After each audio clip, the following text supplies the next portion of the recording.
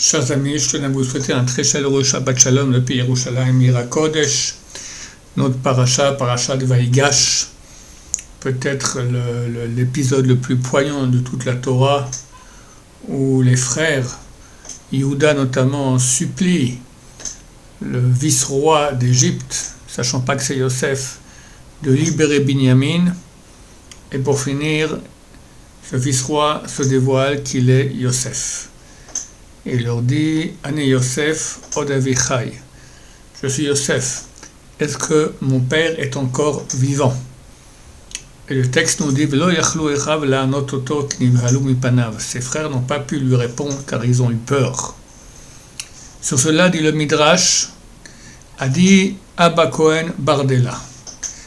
Malheur à nous du jour du jugement.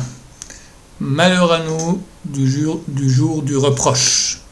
Yosef était l'avant-dernier fils de Yaakov, donc un des plus jeunes de toutes les 12 tribus.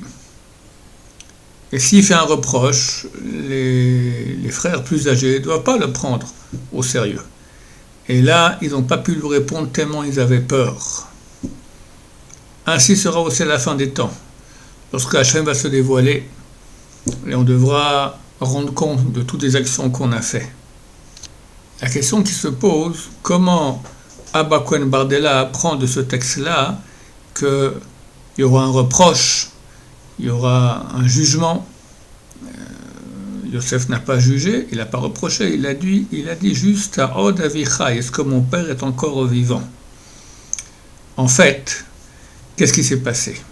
Yehuda va et fait tout un développement devant Yosef, devant ses frères, devant tous les autres Égyptiens qui étaient présents. Il dit, comment est-ce que tu peux retenir maintenant Binyamin? Notre père, il avait 2 enfants de la même mère, Rachel. Un a disparu. Si maintenant Binyamin ne revient pas, notre père il va mourir. C'est une souffrance terrible. Et tout le monde était touché, même les Égyptiens. Ils faisaient pression sur Yosef pour libérer Binyamin. Alors à la fin, Yosef ne tient plus à la pression, et il leur dit, je suis Yosef, est-ce que mon père est vivant?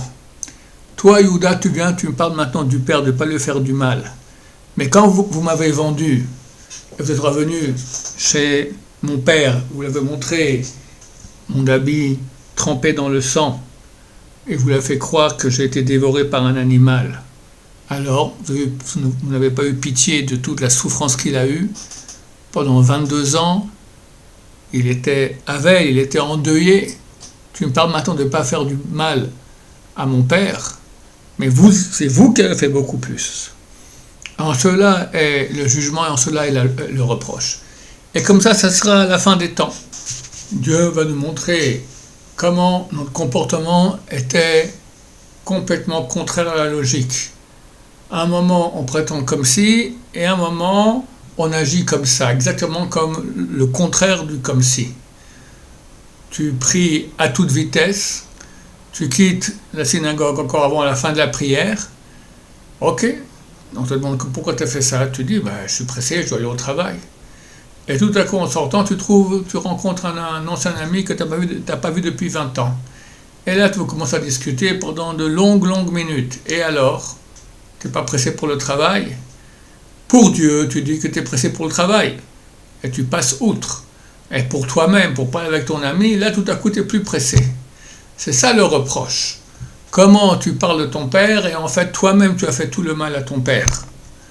Et Dieu nous montrera toutes nos contradictions internes que nous avons nous tous les jours. Tu pries à toute vitesse, mais après tu as beaucoup de temps pour regarder les nouvelles ou autre chose comme ça, qui ne sont pas à Avodat Hashem, qui ne sont pas le service de Dieu. Tu portes des tefilines qui sont celles de ton grand-père, qui sont déjà en très mauvais état. On te dit, mais pourquoi tu ne les changes pas? Non, c'est celles de mon grand-père. Ouais, mais elles ne deviennent pas saoules, elles ne sont pas bonnes. Il faut les changer. Oui, j'étais au magasin, ça coûte $1000, 1000 €, j'ai pas les moyens. Mais quand on va chez toi, tu as un beau frigo, tu as un beau salon, tu as des beaux meubles qui coûtent bien plus que 1000 €. Alors qu'est-ce qui est plus important, le frigo ou les tefilines pour Hachem? C'est exactement ainsi que Dieu va nous faire le reproche à la fin des temps. Le Rav Karlenstein raconte qu'à Ponovitch, il y avait une institution pour des enfants orphelins. Et un des enfants a eu sa bar mitzvah, mais il a eu entre Yom Kippour et Sukkot.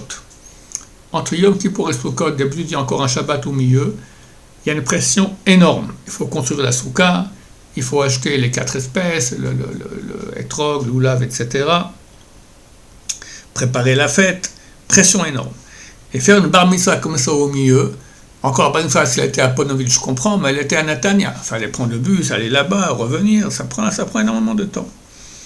Le Rav Karlenstein est passé là-bas, il était allé à cette bar mitzvah avec le prof du bar mitzvah de cette école-là. Et ils ont parlé justement, on regarde la difficulté que nous avons maintenant pendant cette période d'aller à la bar mitzvah de cet élève-là. Mais on y va quand même. Alors le prof a répondu au Rav Karlenstein, il lui a dit, je vais te raconter une histoire. À l'époque, il y avait des bouteilles d'eau gazeuse qui étaient en verre. Et on était le repas juste avant Yom Kippour. Et mon fils, qui était encore petit, il a voulu boire de cette bouteille. Et elle a éclaté. Et un morceau de verre est rentré dans son corps. Grande panique, on l'a pris à l'hôpital, on l'a opéré. J'ai fait tout Kippour à l'hôpital, tout Sukkot à l'hôpital. Mais pour un fils qu'on aime, tout devient facile. On a tout le temps qu'il faut. C'est exactement ça. Ce bar mitzvah, il a besoin maintenant de voir des gens qui sont proches de lui et qu'il aime. On doit trouver le temps. Et ainsi Hachem va nous juger. Pourquoi tu dis que tu n'avais pas de temps alors qu'à d'autres moments tu avais tout le temps? C'est-à-dire que je ne suis pas important à tes yeux. Or nous savons, est-ce qu'il y a une chose plus importante que Hachem? Est-ce qu'il y a une chose plus importante que notre vie future qui va être infinie dans l'éternité de toujours, sans s'arrêter? Tout cela dépendra de notre travail ici sur terre. Et nous jetons cette éternité pour des petites choses qui sont complètement anodines et inutiles dans le monde de l'éternité. Ça sera ça le reproche d'Hachem. Voilà, chers amis, que Dieu nous aide à être des personnes droites, qui ne font pas des choses qui sont contradictoires, qu'on va vraiment s'investir dans les choses nécessaires et importantes, l'éternité, la proximité d'Hachem. Qu'Hachem ait pitié de nous. Amen, Geoula, Bekarov, Hamash. Je vous souhaite à tous un Shabbat Shalom, plein de bonheur, plein de droiture, plein de présence divine dans vos maisons. Amen, Amen, Shabbat Shalom, Umvorach.